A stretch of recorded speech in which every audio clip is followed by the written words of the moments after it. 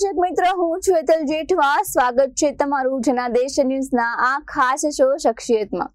આજે આપણે જાણીશું એવી શખ્સિયત વિશે જેને ભારતીય ફિમેલ હીરો તરીકે ઓળખવામાં આવે છે, તેમજ તેઓ હિન્દી, તમિલ અને મલયાલમ ફિલ્મમાં કાર્યરત છે. આ શખ્સિયતનું નામ છે વિદ્યા બાલન. વિદ્યા બાલનનો જન્મ 1 જાન્યુઆરી 1979 ના રોજ બોમ્બેમાં એક તમિલ બ્રાહ્મણ પરિવારમાં થયો હતો. તેમના પિતા PR બાલન ડીજી કેબલના એક્ઝિક્યુટિવ વાઇસ પ્રેસિડેન્ટ છે અને તેમની માતા સરસ્વતી બાલન ગૃહિણી છે. વિદ્યા બાલનના જણાવ્યા અનુસાર તેઓ કેરળના પલક્કડમાં તેમના ઘરે મલયાલમ અને તમિલનું મિશ્રણ બોલે છે. તેમની મોટી બહેન પ્રિયા બાલન જાહેરાતમાં કામ કરે છે, જ્યારે અભિનેત્રી પ્રિયમણી તેમની બીજી કઝિન છે.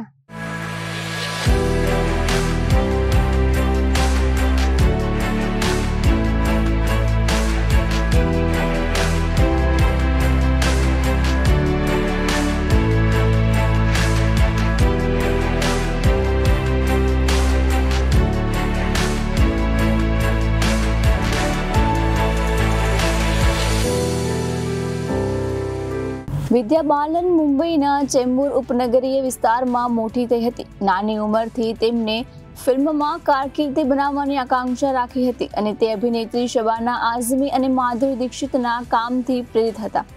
16 વર્ષની ઉંમરે તેમણે એકતા કપૂરની સિટકોમ હમ 5ની પ્રથમ સિઝનમાં રાધિકા તરીકે અભિનય કર્યો હતો, જે એક સુંદર કિશોરી હતી.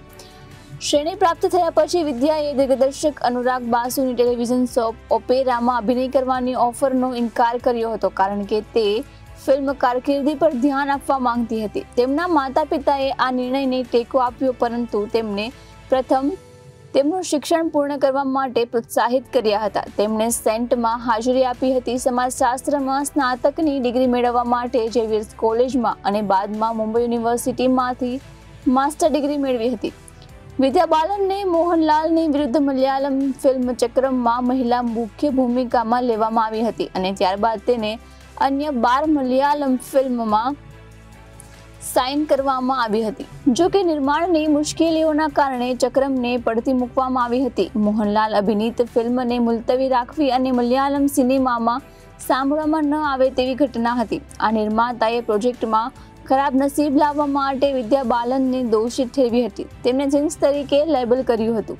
તેમણે તમિલ સિનેમા તરફ ધ્યાન કેન્દ્રિત કર્યું. 2001માં તેમણે R માધવન સામેની એન લિંગુસ્વામીની રનમાં મહિલા લીડ તરીકે કાસ્ટ કરવામાં આવી હતી. જો કે પ્રથમ શૂટિંગ શેડ્યુલ પૂર્ણ કર્યા પછી તેમને બિનસત્તાવાર રીતે પડતી મૂકવામાં આવી હતી અને તેમના સ્થાને મીરા જાસ્મીનને લેવામાં આવી હતી.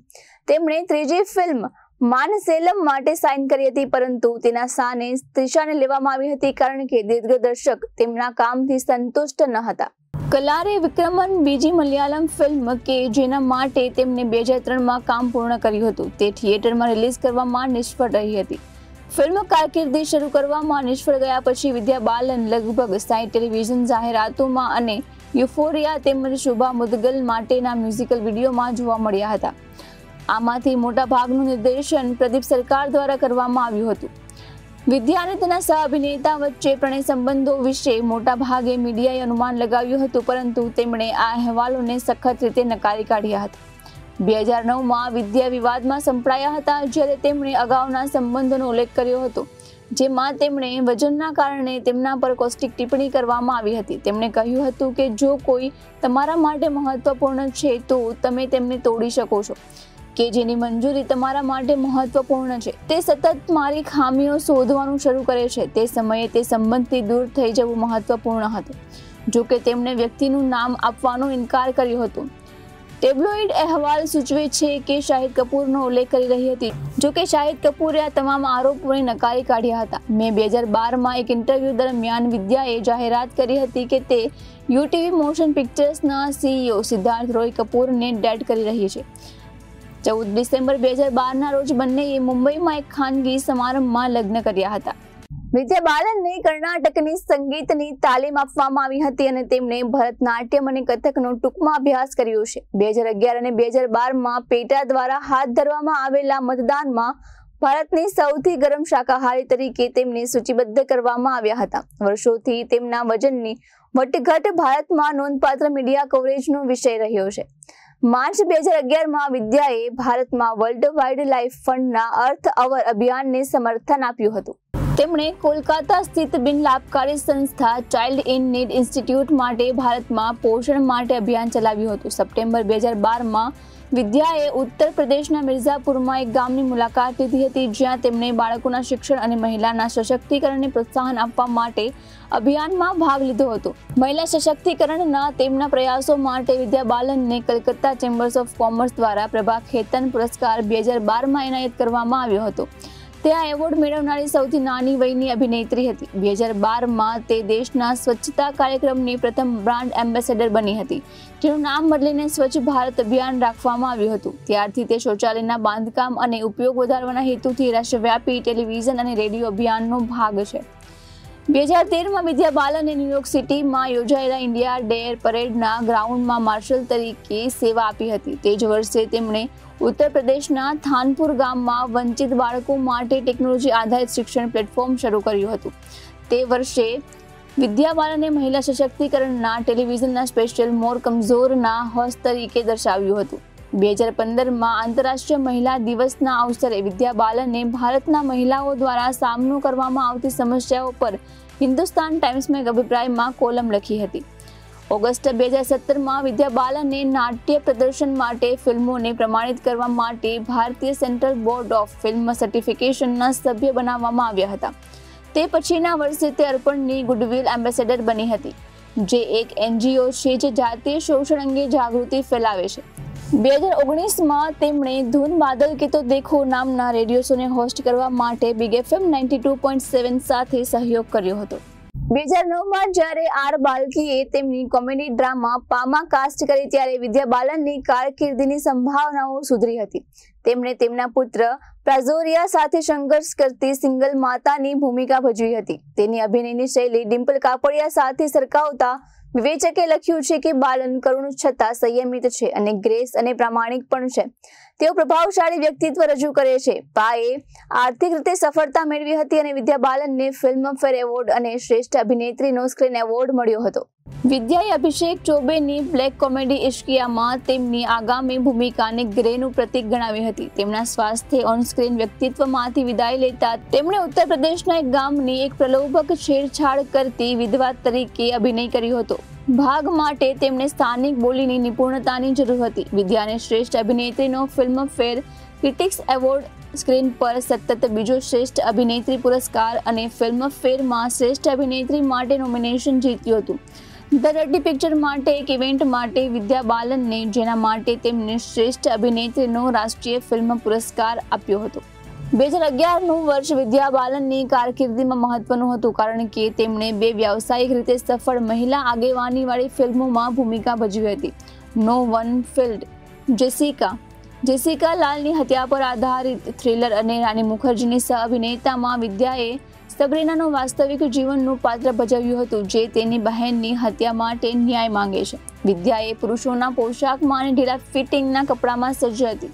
છુપાયેલા કેમેરાનો ઉપયોગ કરીને લોકેશન પર આધારિત ઘણા દ્રશ્યો શૂટ કરવામાં આવ્યા હતા અને તેમની સ્ટાઇલિંગ દ્વારા આપવામાં આવેલી અનામીથી તે ખુશ હતી. વધુમાં તેમણે એક જ હિન્દી ફિલ્મમાં 2 અગ્રણી મહિલાઓની વીરતાને ધ્યાનમાં રાખીને મુખર્જી સાથેના તેમના સંબંધો વિશે હકારાત્મક રીતે વાત કરી હતી. વિદ્યા બાલને શ્રેષ્ઠ અભિનેત્રી માટે બીજો ફિલ્મફેર નામાંકન મેળવ્યું હતું. તે જ વર્ષે તેમણે મલયાલમ ફિલ્મ ઉર્મીમાં મહેમાન તરીકેની ભૂમિકા ભજવી હતી અને તેમની ફિલ્મોનું પૂર્વદર્શન ઓસ્ટ્રેલિયામાં બોલિવૂડ અને બિયોન્ડ ઉત્સવના ભાગરૂપે યોજાયું હતું. 2K ફિલ્મ નટખટમાં વિદ્યા બાલનનું પ્રથમ સાહસ હતું. VR1 એ ગ્લોબલ ફિલ્મ ફેસ્ટિવલના ભાગરૂપે તેનું પ્રીમિયમ YouTube પર રિલીઝ થયું હતું. ત્યારબાદ તેમણે માનસિંગ કેલ્ક્યુલેટર શકુંતલા દેવીના નામના બાયોપિકમાં દર્શાવવામાં આવી હતી, જે COVID-19ના રોગચાળાને કારણે થિયેટરમાં રિલીઝ ન થઈ શકી. રોગચાળાને કારણે તે Amazon પ્રાઇમ પર વિડીયો સ્ટ્રીમ થઈ હતી. દિગ્દર્શક અનુ મેનને વિદ્યા બાલનને કાસ્ટ કરી હતી, કારણ કે તે માનતી હતી કે દેવીની સમાજશીલતા અને ભડકાઉ વ્યક્તિત્વ સાથે અભિનેત્રી વિદ્યા બાલન પરફેક્ટ છે. વિદ્યા બાલને દેવીની પુત્રી અને પતિના ઇન્ટરવ્યૂ સાંભળ્યા હતા અને દેવીના ઓનલાઈન વિડીયો પણ જોયા હતા. ધ ગાર્ડિયનના માઇક મેકકાહિલે વિદ્યાના ઓલ સોંગ્સટન બ્લેઝિંગ પરફોર્મન્સની પ્રશંસા કરી હતી. તે પણ ફિલ્મના એક અદ્ભુત સમાપનને બચાવી શકતી નથી. તેમાં તેમના અભિનય માટે તેમને વધુ 2 ફિલ્મફેરમાં નામાંકન મળ્યા હતા. તે પછીના વર્ષે વિદ્યા બાલને પર્યાવરણીય થ્રિલર ફિલ્મ શેરનીમાં માનવભક્ષી વાઘણને ટ્રેક કરતી ભારતીય વન સેવા અધિકારી તરીકે અભિનય કર્યો હતો. તેમની તૈયારીમાં તેમણે 2 વન અધિકારીઓને મળી હતી અને તેની સાથે જંગલના રસ્તાઓ પર ગયા હતા અને પીટર વોલહેબેનનું પુસ્તક the hidden life of trees વાંચ્યું હતું. સુકન્યા વર્માએ અભિપ્રાય આપ્યો હતો કે વિદ્યાનું તાજગીભર્યું પરાધીન ચિત્રણ એ સ્વજાગૃતિ નારીવાદી ભૂમિકાઓમાંથી વિદાય છે. તેમણે અગાઉ ભૂમિકા ભજવી હતી. તેમના અભિનય માટે તેમને શ્રેષ્ઠ અભિનેત્રીનો બીજો ફિલ્મ ક્રિટિક્સ એવોર્ડ આપવામાં આવ્યો હતો. વિદ્યાએ પછી શેફાલી શાહ સાથે રોમાંચક જલસામાં અભિનય કર્યો હતો. એ એમેઝોન પ્રાઇમ વિડીયો પર રિલીઝ થનારી તેમની સતત ત્રીજી ફિલ્મ તરીકે ચિહ્નિત હતી. તેમની એ હિટ એન્ડ રનમાં સામેલ પત્રકારની ભૂમિકા ભજવી હતી, જે નૈતિક રીતે સ્પષ્ટ પાત્ર હતું જે ભજવવામાં તે શરૂઆતમાં અચકાતી હતી. વિદ્યાએ અનુ મેનનની મર્ડર મિસ્ટ્રી નિયાતમાં એક કલાકાર તરીકે નેતૃત્વ કર્યું હતું, જેમણે 2019માં મિશન મંગલ પછી થિયેટરમાં રિલીઝ થનારી તેમની પ્રથમ ફિલ્મ તરીકે ચિહ્નિત કરી હતી. તેમનું કહ્યું હતું કે બોબી જાસૂસમાં તેમણે પોતાના સહિત ભડકાઉ તરીકે જાસૂસોના સામાન્ય ચિત્રણથી વિપરીત નિયતમાં તેમનું પાત્ર વિચિત્ર, સામાજિક, બેડોળ અને સામાન્ય હતું. નંદિની રામનાથે ફિલ્મ અને વિદ્યાના અભિનય બંનેને સેવા યોગ્ય ગણાવ્યા હતા. આ ફિલ્મે બોક્સ ઓફિસ પર ઓછી કમાણી કરી હતી. તે પછીના વર્ષે વિદ્યા અને પ્રતિક ગાંધીની રોમેન્ટિક કોમેડી દો ઓર દો પ્યાર મેં એક દુઃખી પરિણીત યુગલની ભૂમિકા ભજવી હતી. 2017ની ફિલ્મ ધ લવર્સનું અનુકૂલન તે સકારાત્મક સમીક્ષાઓ હોવા છતાં થિયેટરમાં વિશાળ પ્રેક્ષકો શોધવા માટે નિષ્ફળ રહી હતી. પરિણીતા અને લગે રહો મુન્નાભાઈની સફળતા બાદ વિદ્યા બાલનની ફિલ્મની ભૂમિકાઓનું વ્યાપક વિવેચનાત્મક વિશ્લેષણ કરવામાં આવ્યું હતું. વીર સંઘવીએ નોંધ્યું હતું કે હે બેબી અને કિસ્મત કનેક્શન ફિલ્મોને વિચિત્ર ફિલ્મો હતી, જેની ફિલ્મ પસંદગીઓના કારણે થયેલી ટીકાને કારણે વિદ્યાએ સંમેલન દ્વારા પસંદ કરવામાં આવેલા વિશ્વાસ રાખતી ભૂમિકાઓ પસંદ કરવાનું નક્કી કર્યું હતું. મીડિયાના સભ્યોએ ત્યારબાદ તેની પસંદગીમાં તેમની બોલ્ડ અને બહાદુરી તરીકે લેબલ કરી હતી.